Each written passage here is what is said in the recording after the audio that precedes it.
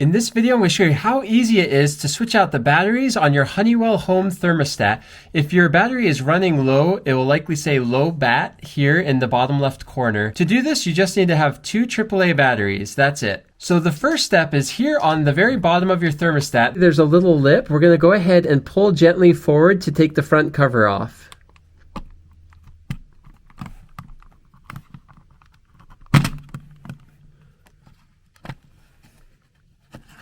So pay attention to the direction of your terminals of your batteries, which direction is positive and which is negative.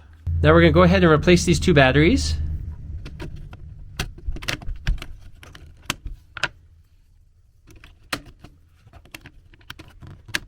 You can see where all of these metal pins insert into these metal inserts here. We're going to put the front cover back on by first putting the top on because there's this little lip here. So we're going to tilt it forward. And now we're going to push gently on the bottom part of the thermostat. And that's it. Anyways, I hope that was helpful for you. If it was, feel free to give this video a thumbs up, subscribe, and we'll see you next time.